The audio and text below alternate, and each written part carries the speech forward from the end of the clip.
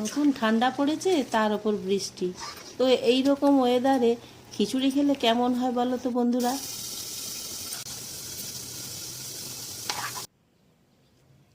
Hello বন্ধুরা, আজ সকালে প্রথমেই তোমাদের গুড মর্নিং জানিয়ে আমার মিনি ব্লগটা শুরু করলাম। তো আজকে যা ওয়েদার, বৃষ্টি হচ্ছে, ভোর 3টে থেকেই বৃষ্টি শুরু হয়ে গেছে। যা ঠান্ডা, তার উপর আবার বৃষ্টি। তো যাই হোক, প্রতিদিন যেটা করি আমি, স্নান করে নিয়ে ছাদে চলে গেলাম। ছাদে এই ফুলগুলো তুলে নিলাম, তুলে ছাদে পুজো করে নেব। ফুলগুলো দেখো, গোলাপগুলো খুবই সুন্দর হয়েছে, অনেকগুলোই হয়েছে। ঠান্ডায় তো ফুলগুলো বেশ ফোটে, ছোট ছোট হোক কিন্তু কালারগুলো খুব সুন্দর। আর দেখো না, ফুলের মধ্যে জল, ভর্তি জল। তো যাই হোক, ফুলগুলো সব তুলে নিলাম। আজকে দুটো জবা ফুল ফুটেছে, আর এই হলদে ফুলগুলো আজকে বেশি ফোটেনি, দুটো মাত্র। দেখো না, এইদিকে ধনিয়া বীজ ছড়িয়েছিলাম, তো ধনিয়া বীজ বেরিয়েছে, গাছগুলো বেরিয়েছে, কিন্তু ওর সঙ্গে শাকও বেরিয়ে গেছে। তো শাকের বীজ মনে হয় ছিল। তো যাই হোক, ভালোই হয়েছে। এদিকে গাঁদা ফুল, এই দেখো কত বড় হয়েছে, ফুলটা তুলে নিলাম। আর ওয়েদার যা, এখনো পর্যন্ত মেঘ কালো হয়ে রয়েছে, মনে হয় আবার বৃষ্টি আসবে। তো ওরই মধ্যেই আমি পুজোটা করে নিলাম, উপরে ফুলগুলোও তুলে নিলাম, দিয়ে নিচে নেমে যাব। নিচে ঠাকুর ঘর পরিষ্কার করে নেব, করে নিয়ে পুজো শুরু করে দেবো। তো ঠাকুর ঘরে এসে পরিষ্কার করে নিয়ে ধূপ দেখিয়ে ঠাকুরের পুজো শুরু করে নেব। এইদিকে দেখো, ধুত্র ফুল এনেছে আমার ভোলে বাবার জন্য। তো ভোলে বাবাকে আমি স্নান করিয়ে নেব, ঘি মধু মাখিয়ে ভালো করে স্নান করিয়ে নিলাম, দিয়ে সাজিয়ে বসিয়ে দেবো।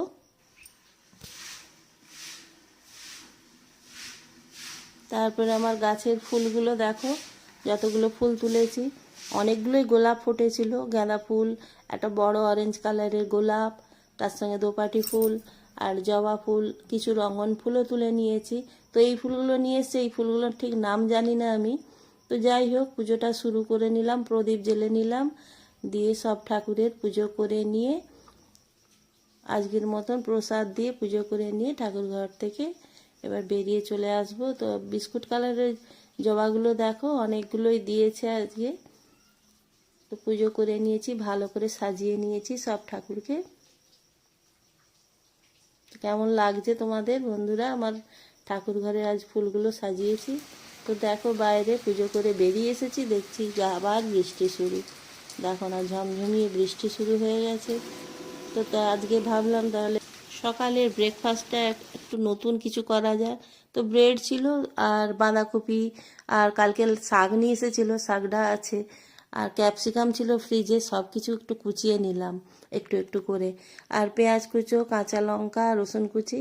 তো ভালো করে শাক, বাঁধাকপি আর এটা ক্যাপসিকাম, এগুলোকে একটু ভালো করে ধুয়ে নিয়ে এর মধ্যে এবার পেঁয়াজ, আদা, রসুনটা দিয়ে দিলাম, কাঁচা লঙ্কা, রসুন আর গুঁড়ো লঙ্কা, হলুদ গুঁড়ো, ধনে গুঁড়ো, এই ম্যাগি মশলা, নুন দিয়ে ভালো করে একটু মেখে নেব।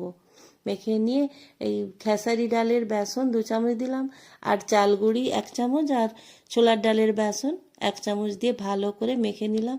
তো কিছু বড়া ভেজে ফেললাম, ভেজে নিয়ে তারপরে ব্রেডগুলো একটু সেঁকে নিলাম, সেঁকে নিয়ে তার লাল লাল করে একটু সেঁকে নিলাম, দিয়ে বড়া এবার স্যান্ডউইচ করে নেবো। এদিকে বড়াগুলো ভাজা হয়ে গেছে, টমেটো সস দিয়ে দিলাম কিছু, সবগুলোতেই একটু মেখে নিলাম। তার মধ্যে দিয়ে দেবো টমেটো, পেঁয়াজ, কাঁচা লঙ্কা, শসা দিয়ে, আর একটা বড়া এইভাবে হাতের সাহায্যে চেপটে নেব, দিয়ে দেবো, দুটোতেই দিয়ে দেবো। তো এইভাবে করে দাদাকে দিলাম, দাদা খেয়ে বলল, বা খুব সুন্দর হয়েছে। তো তো আমিও এভাবে বানিয়ে খেয়ে নিলাম, তারপরেই রান্না শুরু। তো মূলো শাক নিয়ে এসছে আবার, বেশ নরম নরম, তার সঙ্গে মূলো ভাজা করব, আর মূলো শাকটা রেখে দেবো খিচুড়ির সাথে। তো আর ভালো লাগবে না মূলো শাক, তো আজকে খিচুড়িই হবে।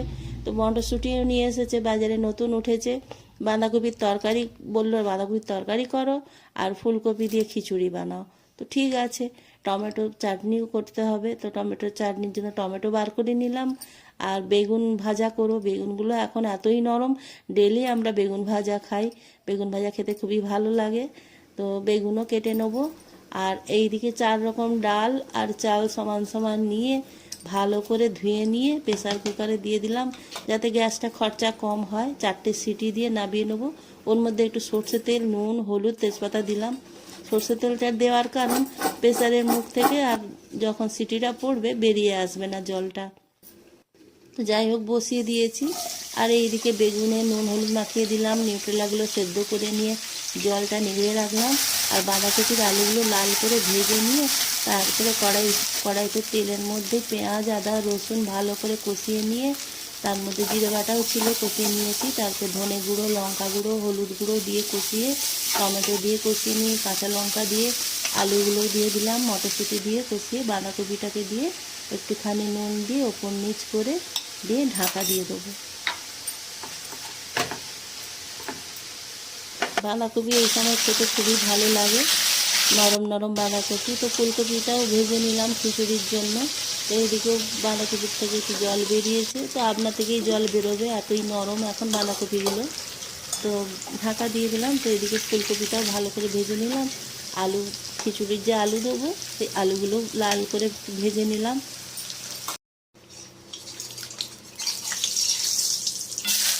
ওই তেলের মধ্যেই দিয়ে দেবো 1 চামচ ঘি আর জিরে 1/2 চামচ আর তেজপাতা একটা শুকনো লঙ্কা দিয়ে পেঁয়াজ দিয়ে লাল করে একটু ভেজে নেবো। ভেজে নিয়ে আদা জিরে আর রসুন বাটাটাও দিয়ে দিলাম, ওর সঙ্গে কাঁচা লঙ্কা বাটাও ছিল আর লঙ্কা গুঁড়ো হলুদ গুঁড়ো ধনে গুঁড়ো দিয়ে ভালো করে কষিয়ে নিয়ে টমেটো দিয়ে কষিয়ে নেবো।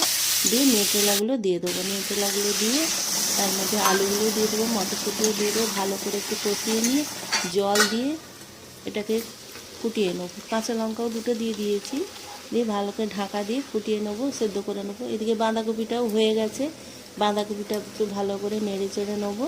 ওর মধ্যে একটু মিষ্টি দিয়ে দেবো, মিষ্টি দিলে ভালো লাগে খেতে। আর ঘি দিয়ে দিলাম একটু, দিয়ে ভালো করে নাড়াচাড়া করে এটাকে ঢাকা দিয়ে রেখে দেবো। তো বাঁধাকপিটা হয়ে গেছে। এই সময় বাঁধাকপি খেতে খুব ভালো লাগে। আর এইদিকে হয়ে গেছে প্রেসার কুকারে 4টে সিটি দেওয়ার পর গ্যাসটা আপনা থেকে বেরিয়ে যাওয়ার পর কড়াই ঢেলে নিলাম খিচুড়িটা, কেন অনেকটাই কড়া নাহলে হবে না, বড় কড়াতে ঢেলে নিলাম। তারপরে এদিকে নিউট্রেলাটাও সেদ্ধ হয়ে গেছিলো, আলু নিউট্রেলা দিয়ে এর মধ্যে ঢেলে দিয়ে কপিটাও যে ভেজেছিলাম কপিটাও ঢেলে দিলাম, দিয়ে একটু নাড়িয়ে ফুটিয়ে নিলাম। তার মধ্যে ঘি দিয়ে দিলাম, চিনি দিয়ে দিলাম আর ভাজা জিরে গুঁড়ো দিয়ে ভালো করে মিশিয়ে ফুটিয়ে নেবো। ফুটিয়ে নিয়ে নামিয়ে নেবো।